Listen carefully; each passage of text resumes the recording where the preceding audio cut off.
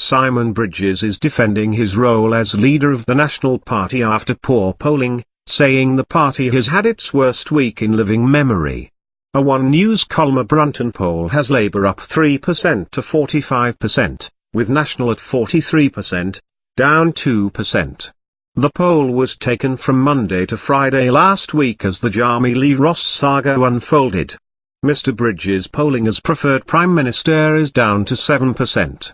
However, he told Morning Report he has come through the fire stronger after the toughest, worst week for National I can remember for any leader.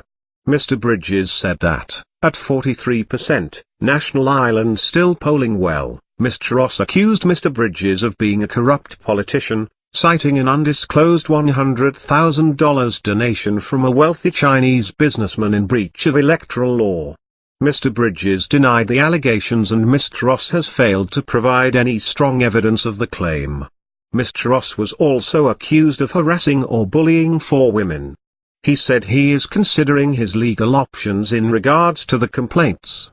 However, Mr. Ross has admitted to an affair with a fellow MP and apologized to a woman he admits he behaved inappropriately towards during a local body campaign his wife was running in. Mr. Ross was taken into mental health care on the weekend and has since been released.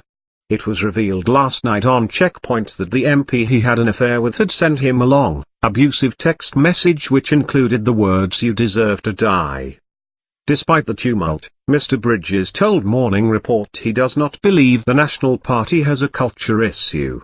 An independent investigation will be conducted into the party, but Mr. Bridges said the purpose is to make sure people feel safe and confident enough to report issues.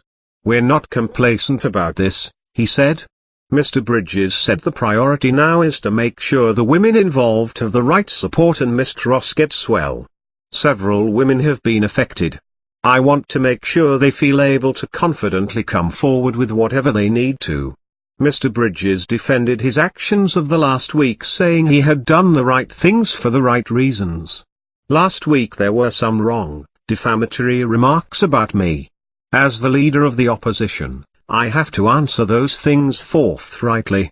Mr. Bridges won't say if doctors approved his naming of Mr. Ross as the leaker of his expenses, but said he acted consistent with medical advice he had. He did, however, admit it was a mistake to call Mr.